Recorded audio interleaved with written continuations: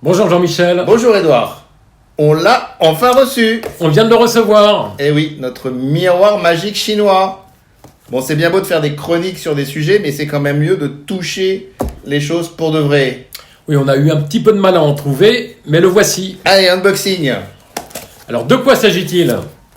Alors, un petit sachet. On va l'ouvrir. Et dedans, on trouve Alors, soigneusement emballé. le côté... Ah bah alors déjà, ce côté-là, on voit que c'est un beau truc, là, en bronze, avec des dessins d'animaux, des caractères chinois. Et de l'autre côté...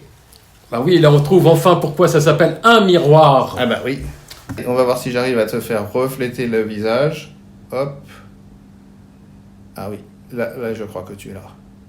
Oui, vous voyez, donc magnifique miroir. Oui, il a l'air tout à fait Il a l'air ordinaire. tout à fait ordinaire. C'est un miroir qui sent quand même légèrement bombé. Il est convexe. Bon. Je ne le prendrai pas pour ma salle de bain, mais voilà. Bon, alors je crois que ce qu'il faut faire, c'est se mettre dans l'obscurité. Si j'ai bien compris, il faut l'éclairer avec une source de lumière ponctuelle. Tu en as justement une sur tes genoux. Justement sur mes genoux, j'ai une source de lumière ponctuelle. Alors c'est quoi? C'est une source de lumière qu'on a avec une lampe là-dedans et une fibre optique qui permet d'avoir une source, tu vois, qui est très peu étendue.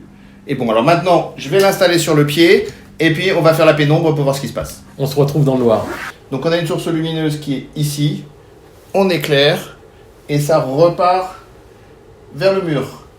Alors là, on voit des beaux dessins d'animaux. Tiens, t'as vu là-haut, serpent? T'en connais d'autres?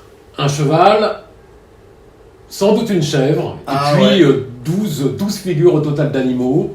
Plus des traits, des caractères chinois. Donc ce qu'on remarque, c'est que chaque trait, c'est un trait qui est bien noir, avec autour deux parties lumineuses. Donc, pourquoi appelle-t-on ce miroir magique? On a vu tout à l'heure des animaux. Et on peut constater qu'on retrouve sur le dos du miroir la même séquence d'animaux. Là, vous voyez le serpent, le cheval, la chèvre. C'était exactement comme ils étaient. Donc, on a presque l'impression que, en quelque sorte, il y a une espèce d'effet de transparence. C'est ce que pensaient les gens au début. Ils disaient Oui. qu'il y aurait une sorte de transparence qui permettrait de voir le fond. Mais bon, ça tient pas parce que quand on regarde, on voit bien qu'on voit pas à travers. Hein. Même quand on fait l'obscurité, c'est pas possible de passer à travers le métal comme ça. C'est un métal poli, il a beau être extrêmement fin, quelques millimètres suffisent. Alors, comment se fait-il que à la fin, on a quand même cette image et que cette image, elle est quand même reliée à ce qu'il y a au dos? Là, quand on se regarde comme ça, on voit rien. Bon. Mais si on regarde quand même attentivement, là, tu vois, avec le plafond, il y a une raie très nette entre une zone claire et une zone sombre. Et quand on regarde la frontière des deux, on voit qu'il se passe un peu des choses bizarres à la surface du miroir. Regarde. On a l'impression que c'est haché, que c'est légèrement flou. C'est un petit peu bosselé. Alors, ce que je te propose, c'est on va filmer. Et puis, ce que je vais faire, c'est que je vais mettre quelque chose de loin. Et puis, je vais faire la mise au point sur l'objet. Et après, je vais faire la mise au point sur la surface du miroir. Quand on fait la mise au point sur le miroir, on voit des zones claires et des zones sombres. Il y a quelque chose à la surface du miroir. Et ça, c'est le fait que c'est bosselé. Donc, la question, c'est comment ces bosselures, ça va permettre de projeter une image. Quand on a une surface strictement plane d'un miroir, Il ne se passe rien. Bon. rien du tout. Alors en revanche, on voit que quand on a un miroir qui est légèrement concave, s'il y a des rayons qui arrivent, ça va les focaliser. Donc ça va faire un trait de lumière. Un trait de lumière. Et puis quand on a une surface qui est bombée, les rayons, ça les fait dévier. Donc on va plutôt avoir des zones un peu plus sombres. Ouais. Si le miroir il est plat et qu'il y a une petite marche, Oui. et en fait chaque petite marche, il y a une partie creuse et une partie bombée. Une partie concave, une partie convexe. Et ensuite, c'est plat. Et ensuite, on recommence. Une partie convexe, une partie concave. Et ça veut dire que si ce qui est au milieu, c'est surélevé, ça veut dire que ça va être le sombre au milieu et le clair au bord. Qui est ce qu'on voyait. Exactement.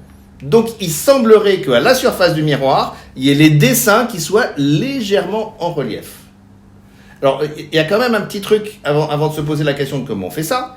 C'est que si on fait un truc comme ça, c'est focalisé seulement à une distance précise. Quand on voit rien, les rayons qui convergent, après, ils repartent en divergence. Oui, tu as raison. C'est-à-dire les parties concaves concentrent les rayons, donc ça les concentre en un point. Au-delà de ce point, Ça repart. exactement. Et ben donc, il y a une astuce. Tu vois, regarde. Quand on se voit dans le miroir, il y a quand même un truc un peu particulier. Oui, on est plus petit. Donc ça veut dire que la surface du miroir, hein, Elle n'est pas grossissante, c'est moins qu'on puisse dire. donc ça veut dire que ça fait un miroir comment?